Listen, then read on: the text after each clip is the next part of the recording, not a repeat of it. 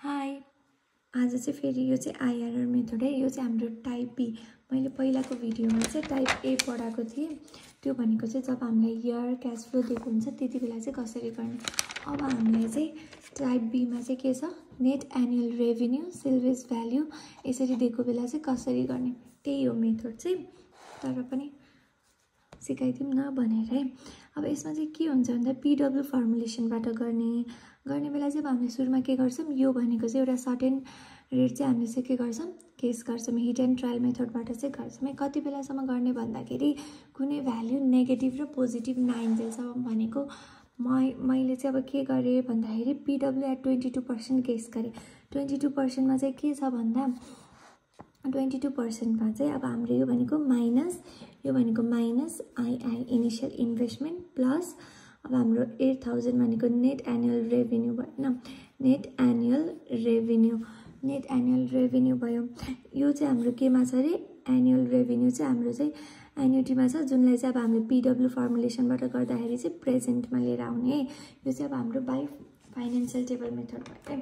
अनि त्यसपछि यो भनेको चाहिँ प्लस सेल्स भ्याल्यू, यसलाई पनि केमा छ, फ्युचरमा छ, जुन चाहिँ हामीले केमा लिएर आयौँ, प्रेजेन्टमा लिएर आयौँ। त्यसपछि चाहिँ एउटा सर्टेन भ्याल्यू आउँछ।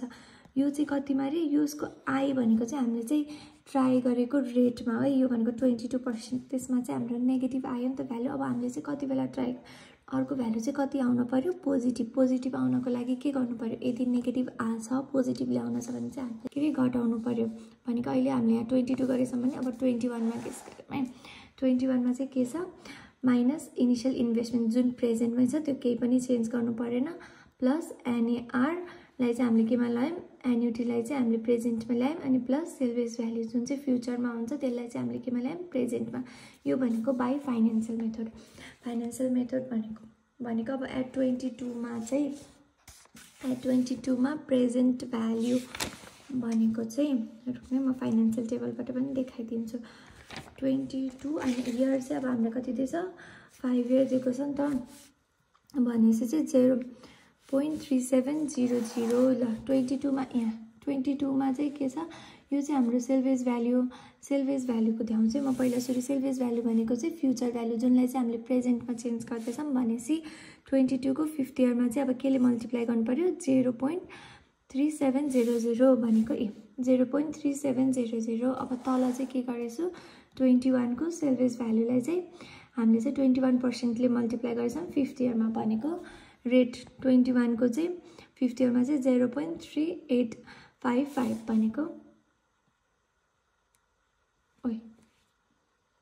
0.3855मा चाहिँ के उल्टो भएछ कि भनेको त होइन, राइट नै छ है। यो भनेको 5000 into 0.3855।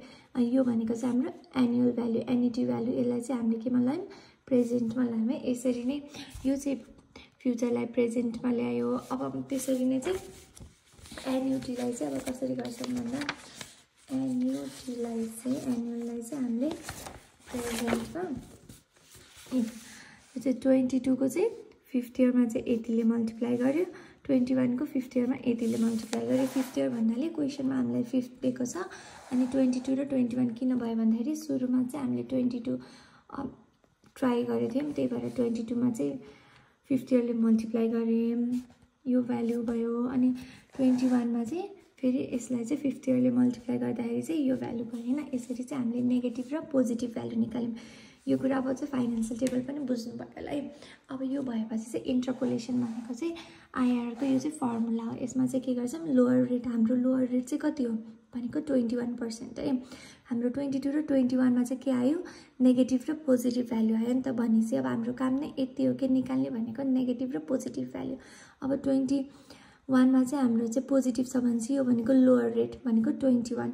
PW of lower rate भनेको हाम्रो लोअर रेटमा चाहिँ कति आएको थियो, 335.5 यति भयो। अनि फेरि त्यसमा चाहिँ PW of lower rate minus PW of higher rate, जुन चाहिँ हाम्रो चाहिँ हायर रेटमा चाहिँ नेगेटिभमा हुन्छ, नेगेटिभ गर्दाखेरि चाहिँ पोजिटिभ हुन्छ है, माइनस प्लस हुन्छ। अनि इन्टु डिफ्रेन्स पर्सेन्ट भनेको अहिले हाम्रो 22 र 21 छ भने चाहिँ डिफ्रेन्स पर्सेन्ट भनेको कति भयो, 1%। अनि त्यही भएर चाहिँ हाम्रो चाहिँ कति आयो भ्याल्यू, 21.58%, जुन चाहिँ हामीलाई चाहिँ अब केसँग कम्पेयर गर्छौँ, एमएआरआर। क्वेसनले दिएको एमएआरआर भन्दा हामीले निकालेको आइआरआर धेरै छ भनेपछि चाहिँ project is feasible. Thank you.